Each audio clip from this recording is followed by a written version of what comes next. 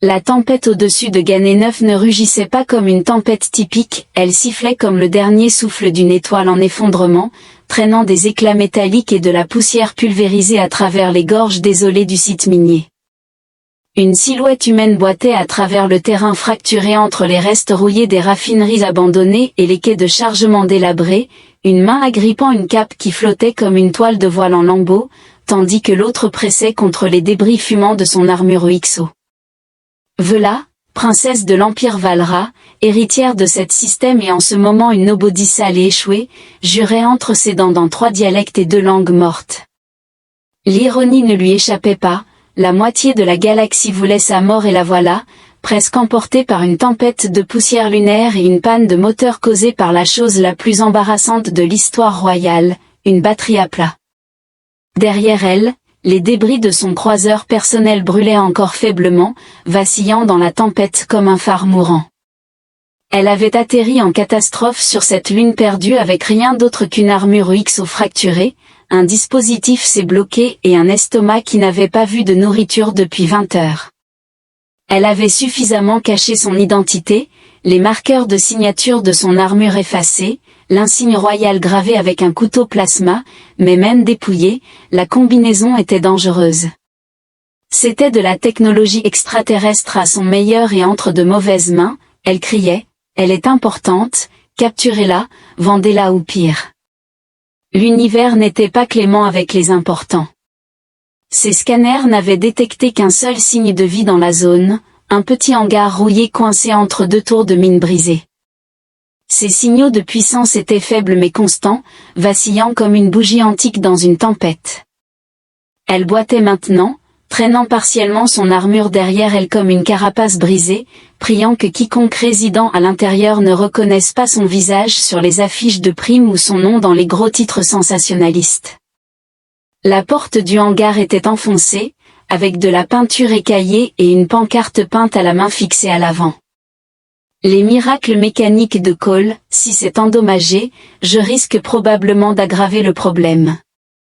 Vetter regarda le panneau, enleva la poussière de ses lunettes et le lut à nouveau. Un coin de sa lèvre se mit à trembler. Contre toute attente, l'univers l'avait placé devant un mécanicien humain avec un sens du marketing déplorable. Elle frappa, ne recevant aucune réponse, puis frappa plus fort, métal contre métal, le son englouti par la tempête. Finalement, la porte s'ouvrit en sifflant, partiellement obstruée, et une voix rauque émana de l'intérieur. « Si vous êtes ici pour me tuer, je n'accepte que les rendez-vous le mardi. » Vela resserra sa capuche et se pencha dans l'ouverture. « Je suis ici pour vous indemniser pour une réparation, déclara-t-elle, sa voix rauque à cause de la poussière. L'homme à l'intérieur émergea, grand et mince, orné de taches de graisse et de salopettes partiellement déboutonnées. Ses cheveux étaient une masse ébouriffée de boucles brunes, mal attachées, et son œil droit exhibait la faible luminescence d'un implant cybernétique défectueux, clignotant comme une ampoule défectueuse. Cole René, un mécanicien humain et ancien contrebandier, l'examinait comme si elle était un moteur défectueux, supposant que ses rapports d'intelligence ambigus étaient précis. Elle remarqua, d'un simple geste de son menton vers son armure Uixo endommagée, que je ressemblais à quelqu'un qui souhaitait qu'elle entreprenne une tâche insensée, réparer ma combinaison. Cole haussait les sourcils, faisant remarquer que ce n'était pas une armure mais plutôt un don d'une casse. Bella resta silencieux, son regard s'intensifiant alors qu'il s'attardait sur les cicatrices subtiles ornant la plaque de l'armure et le circuit complexe tissé en dessous.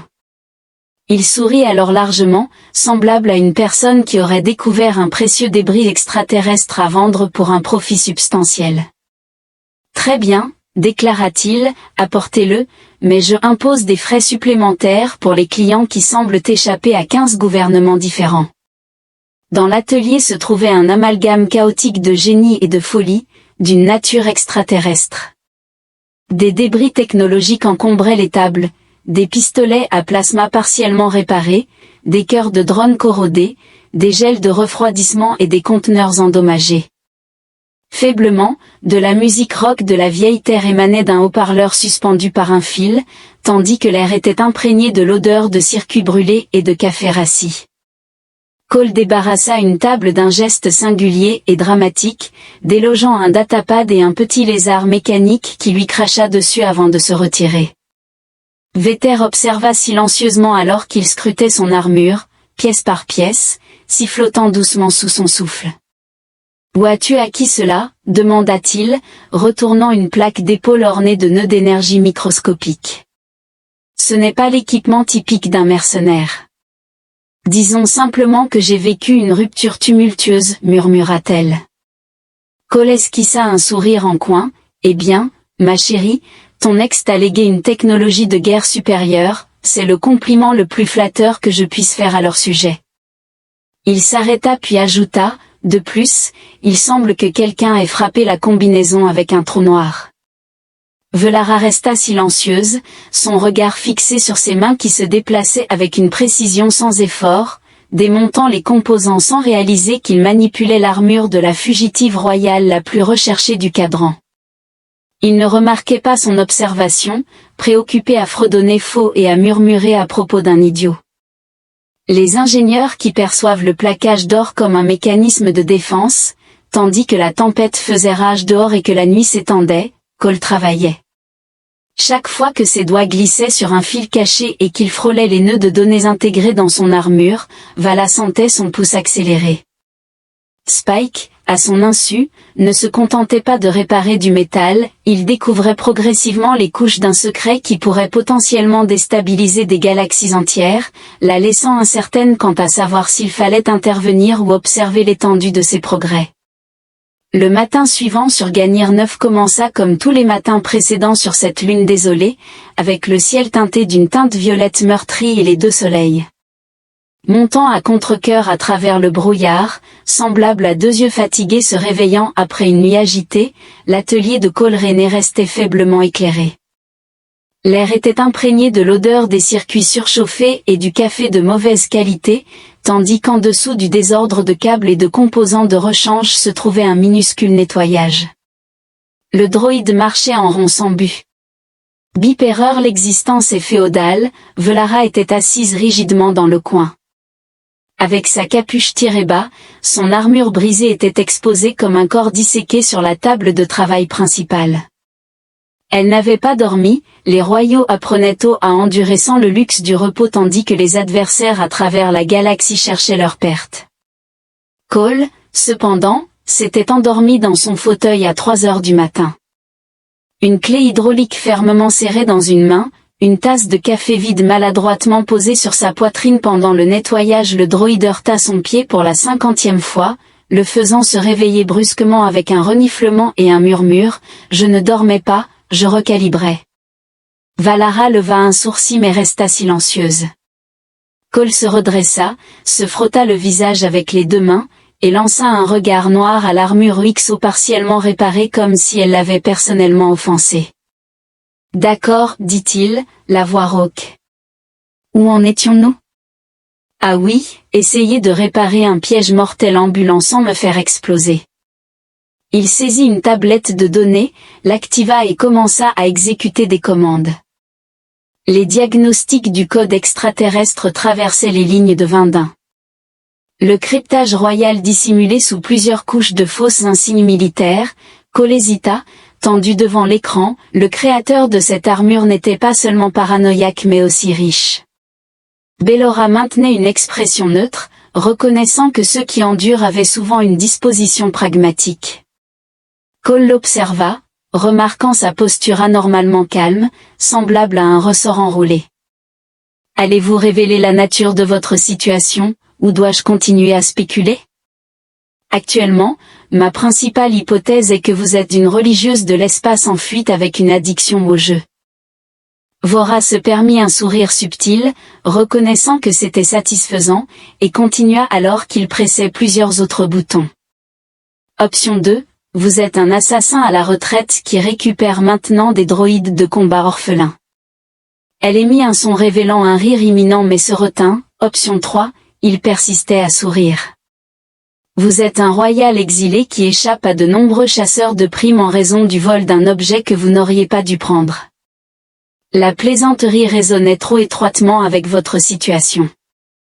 V haussant les épaules avec nonchalance, a remarqué que s'il était à ta place, il serait assez astucieux pour ne pas faire confiance à un mécanicien qui parle pendant son sommeil.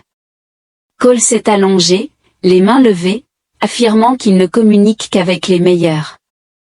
À ce moment-là, la console de l'atelier émit un bip aigu et urgent. Le sourire de Cole s'estompa en observant l'écran. « D'accord, c'est Ware, murmura-t-il.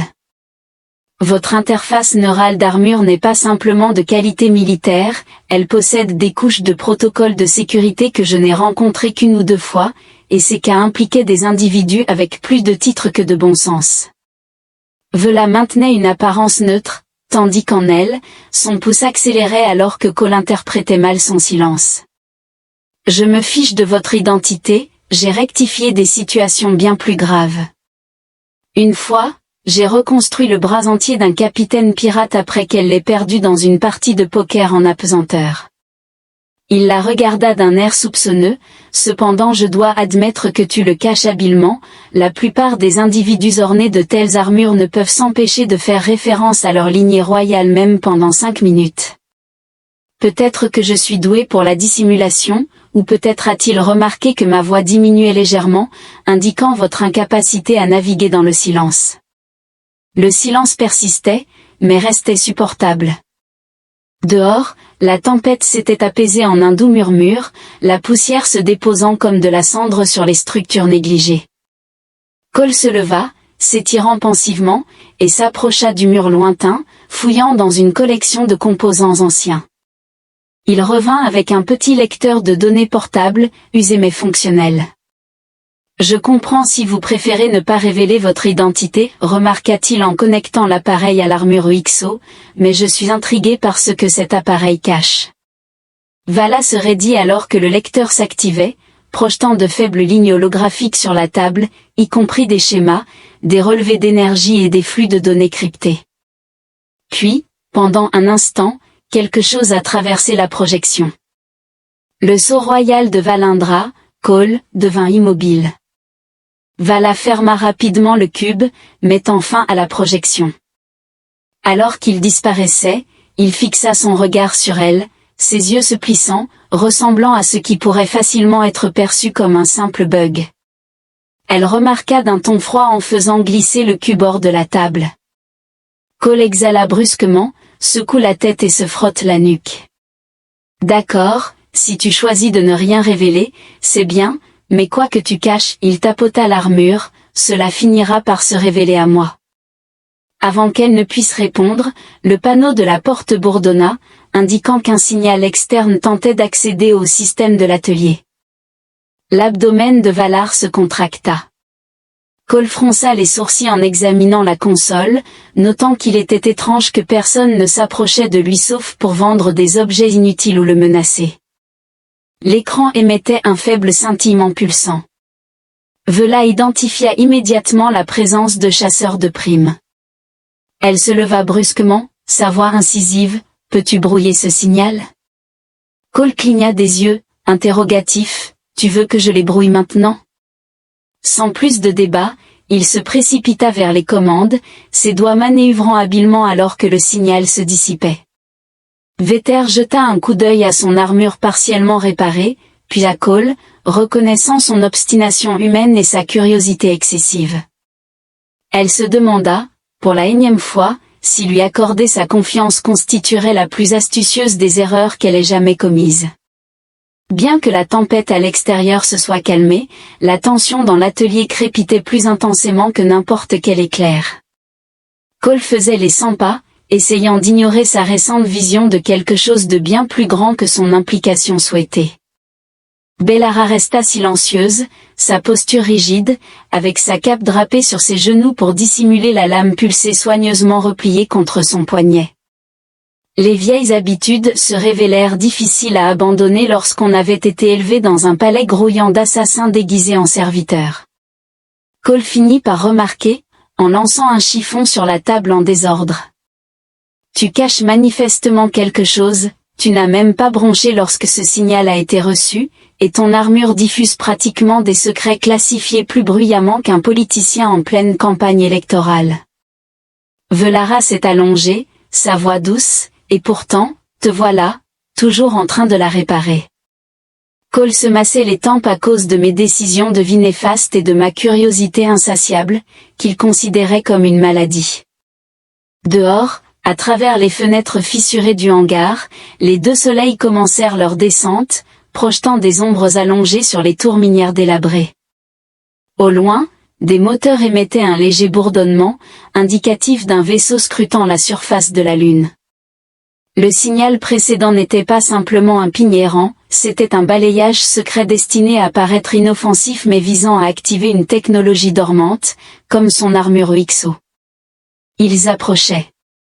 Cole commença son travail, mais Volara remarqua un changement dans son comportement, il était soudainement plus prudent et méthodique. Il ne se contentait plus de réparer l'armure, il l'examinait, déchiffrant les circuits comme s'il feuilletait un tome interdit. « Dis-moi quelque chose », murmura-t-il. Avec une voix douce mais un regard perçant, quelle a été votre expérience en grandissant dans votre environnement ? Je suppose que ce n'était pas dans une communauté minière. La Lune consomme des nouilles synthétiques. V a envisagé la tromperie mais a finalement esquissé un léger sourire. J'ai acquis la compétence de démonter une arme photonique avant de maîtriser la danse, ce qui résume ma jeunesse, remarqua-t-il en nettoyant l'huile de ses mains. J'ai été élevé sur un cargo où mon père m'a appris l'art de forcer les cargaisons. Avant que je ne sache lire, tu t'en es bien sorti, remarqua TL sèchement. Oh, en effet, répondit-il avec un sourire. Maintenant, je suis un mécanicien résidant dans une casse, rémunéré en secret par un fugitif potentiellement royal. Les lumières de l'atelier clignotèrent momentanément pendant que les batteries solaires rechargeaient le petit appareil de nettoyage. Le terme « droïde » a été répété, accompagné de murmures. La Doom est statistiquement inévitable. Il murmura en réponse, « Tu n'as pas tort, mon ami. » Pendant un certain temps, ils travaillèrent en silence, il souda des fils complexes, restaura des conduits d'énergie et reconnecta des circuits neuronaux. L'armure de Vela commença à retrouver sa forme d'origine. Élégant et périlleux, un objet qui semblait plus adapté au pont d'un vaisseau amiral qu'à un atelier poussiéreux. Cole remarqua après une longue période de silence pendant leur évasion, essayant d'éviter d'attirer l'attention sur eux. V leva les yeux et remarqua, « Pourtant, tu m'aides. » Il sourit sans établir de contact visuel, déclarant, comme je l'ai mentionné, de mauvais choix de vie. Cependant, son expression s'assombrit lorsqu'un des modules de données à l'intérieur de l'armure émit un bip inattendu. Cole tapota l'interface, son front se plissant. C'est étrange. Qu'est-ce que c'est ? Module il est fortement crypté, bien qu'il semble y avoir une communication interne qui n'est ni des données tactiques ni des schémas. La gorge de Bella se serra en reconnaissant l'importance du module. Il la regarda, demandant si elle souhaitait révéler son contenu avant qu'il ne déchiffre accidentellement des informations pouvant mener à son oblitération. Avant qu'elle ne puisse répondre, les lumières de l'atelier s'éteignirent à nouveau, non pas en raison d'une panne de courant, mais d'une source externe. Le bourdonnement lointain des moteurs s'intensifia, et la faible signature d'un dropship non marqué scintilla sur le vieux radar de Cole, ils étaient arrivés. Cole observa cela avec une expression sombre, en remarquant, « Il semble que vos admirateurs soient arrivés. » Bellora se leva, ajustant sa cape. « Combien ?»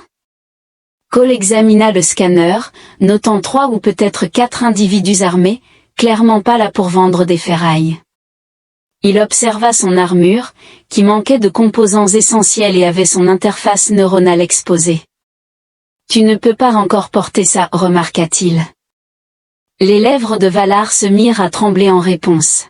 « C'est acceptable, répondit-elle, sortant un pistolet extraterrestre compact avec une plaque incurvée et un noyau bleu lumineux dessous son manteau. Je possède plus de gadgets. Cole récupère une clé à plasma sur la table. Tu es équipé d'une arme à feu à l'extérieur, tandis que je possède une clé à molette et un outil de nettoyage.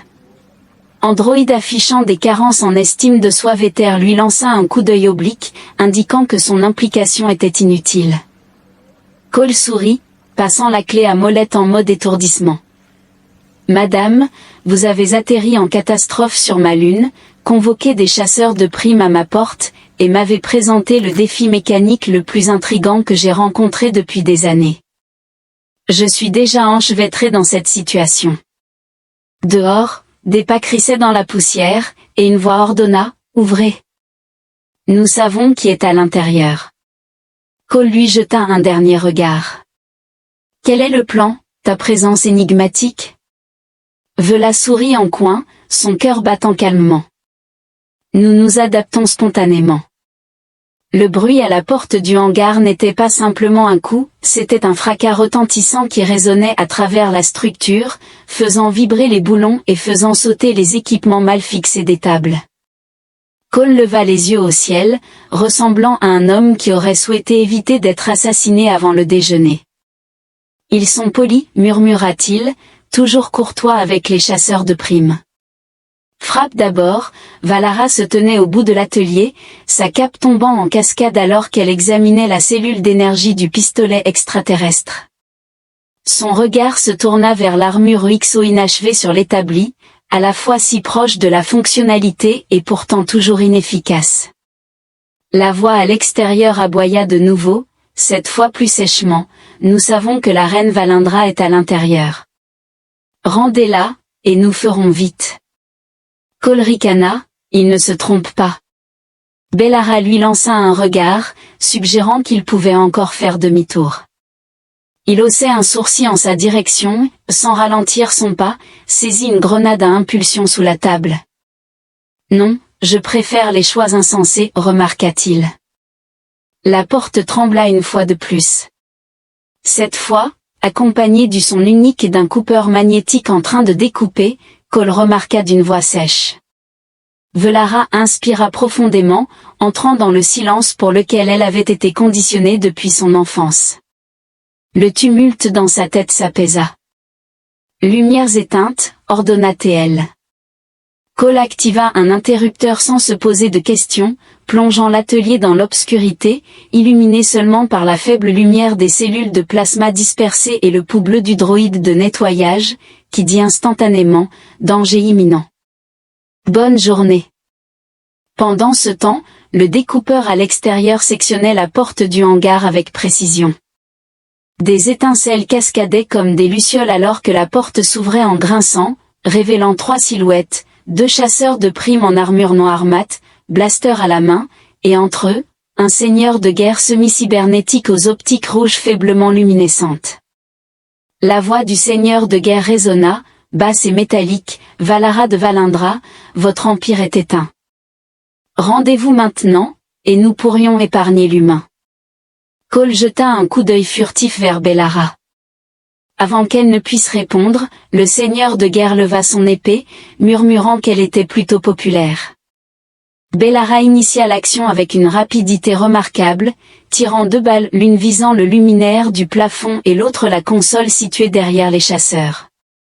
Des étincelles éclatèrent à travers le hangar, enveloppant tout dans la fumée et les ombres, tandis que les chasseurs de primes déchargeaient leurs armes sans discernement, les projectiles fendant l'espace vide. Cole se cacha derrière son établi, lançant la grenade à impulsion vers leurs pieds. Il a roulé jusqu'à s'arrêter, clignotant 2 fois avant d'exploser dans une décharge de force cinétique. Les 2 chasseurs de primes furent propulsés en arrière, s'écrasant contre le mur avec un craquement satisfaisant. Le seigneur de guerre, cependant, ne faiblit guère, ses jambes cybernétiques le stabilisant comme un char. V tourna rapidement et silencieusement, son pistolet braqué sur lui. Dernière chance, déclara-t-elle, sa voix incisive.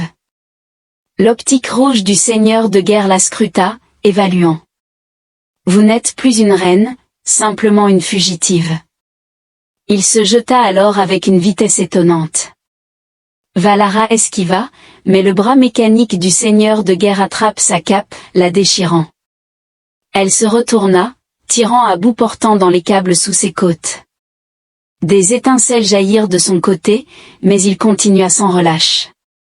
Cole, toujours accroupi derrière le banc de travail, murmura « Je suis officiellement à court de grenades et de stratégies viables. » Le nettoyage androïde s'approcha, émettant un son de pépiment, avec une chance de mort de 93%. « Voulez-vous une boisson complémentaire ?»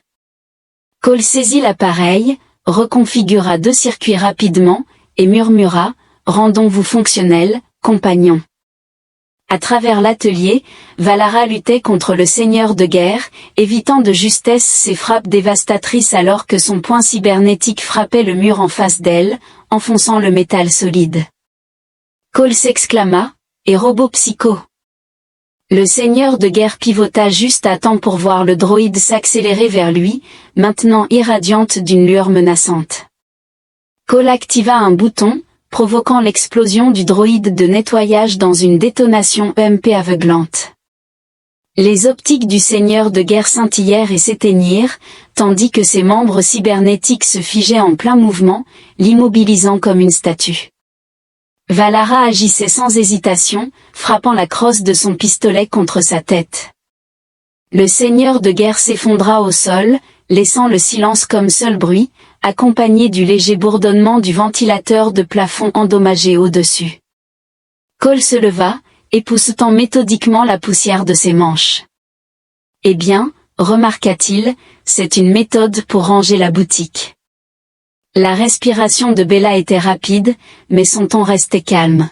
« Tu n'as pas besoin d'aider. »« En effet, je dois. » Cole s'approcha du bâtard de guerre et délivra un coup décisif, affirmant « Je dois préserver ma réputation, je ne peux pas permettre qu'on pense qu'une reine se bat sans escorte. » Son regard se tourna vers lui alors qu'elle demandait « Tu ne vas pas demander comment ils m'ont reconnu ?»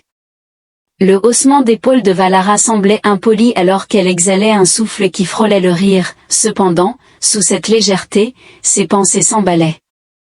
Les chasseurs de primes l'avaient appelé par son nom, et le sceau sur son armure s'était excessivement illuminé sur le console de Cole. Quelque part, un élément lui échappait, et elle était pleinement consciente que cette situation était loin d'être résolue. L'atelier empestait le métal brûlé, l'ozone et une forme atténuée de victoire, une qui ressemblait plus à de la fatigue qu'à un triomphe. Valara se tenait au-dessus du seigneur de guerre semi-conscient, désormais attaché à l'une des poutres corrodées de Cole avec des entraves magnétiques suffisamment puissantes pour contenir un croiseur stellaire.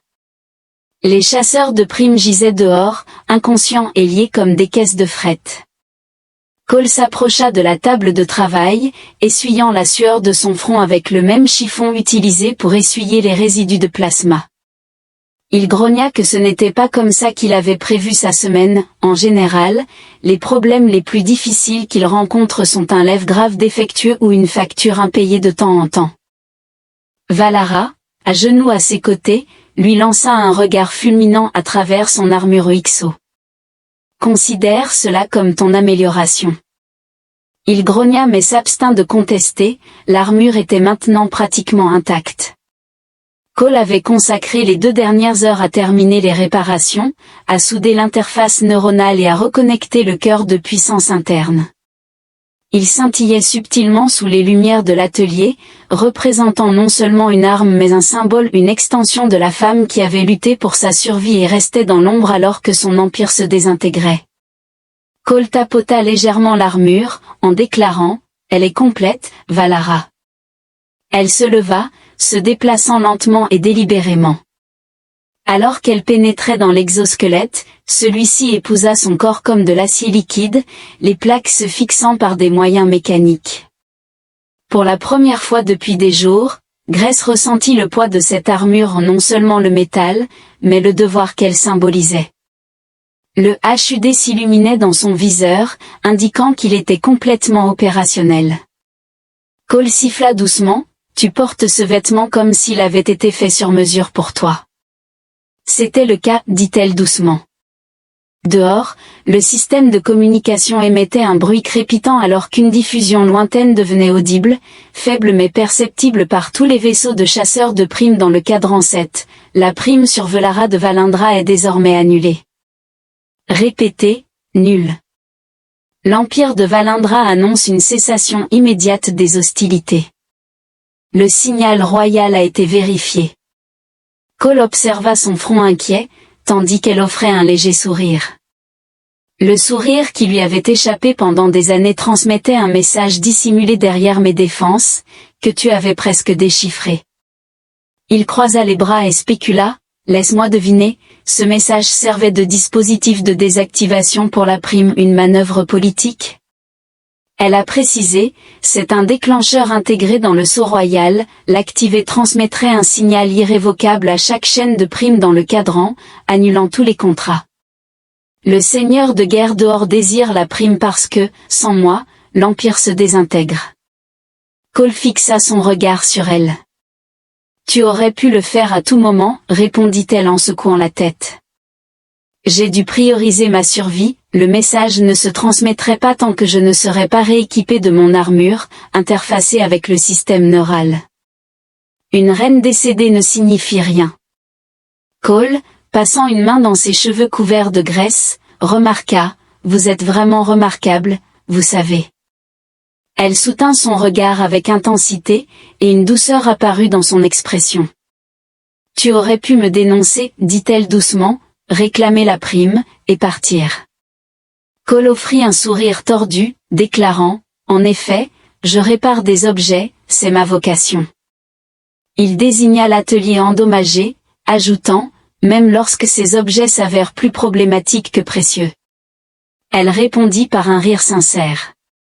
Cette fois, un son léger et doux résonna dans l'immensité du désert, telle une mélodie, alors que les lunes de Gan 9 se profilaient à l'horizon. La tempête s'était calmée, et pour la première fois depuis son atterrissage forcé, Valara ressentit un soulagement dans sa poitrine. Le seigneur de guerre grogna contre ses liens. Cole s'approcha et frappa le front de l'homme avec l'extrémité de sa clé à molette, en déclarant, « Quand vous vous réveillerez, informez vos associés que j'augmente mes tarifs. » L'armure de Farah tintait doucement. Alors qu'elle se tournait vers lui, elle déclara, « Je devrais partir, l'Empire attendra ma présence. » Cole répondit avec désinvolture, bien qu'une tension sous-jacente soit évidente. La royauté ne s'associe généralement pas avec les mécaniciens sur les lunes minières. Elle s'avança vers la porte du hangar mais hésita. « Tu pourrais m'accompagner ?»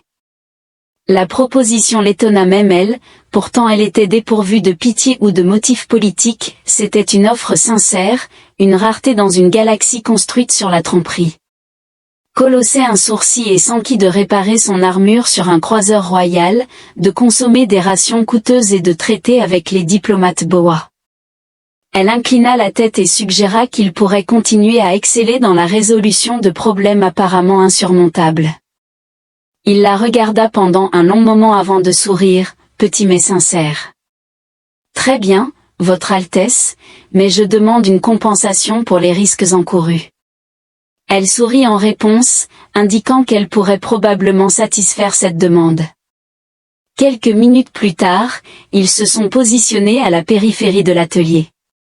La porte endommagée du hangar s'ouvrit maintenant en grinçant pour révéler l'horizon au-dessus d'eux. Les étoiles scintillaient contre l'obscurité veloutée, et Cole ne pouvait s'empêcher d'observer Velara, la royauté extraterrestre ornée d'une armure de combat, le menton levé vers le ciel comme si elle était prête à respirer de nouveau. Et, remarqua-t-il en entrant dans la petite navette qu'elle avait convoquée, si jamais tu te craches à nouveau, fais-moi une faveur. Elle leva un sourcil et affirma la nécessité d'apporter de la nourriture la prochaine fois. Valara rit alors que les moteurs de la navette s'allumaient, les soulevants de la lune fracturés tandis que Ganra 9 diminuait sous eux. Cole jeta un dernier coup d'œil en arrière, puis se tourna vers l'infinité des étoiles. Pour la première fois depuis longtemps, il reconnut qu'il ne fuyait plus. Si vous le souhaitez, je peux composer un bref épilogue illustrant leurs circonstances un an plus tard pour fournir une conclusion définitive. Puis-je continuer ?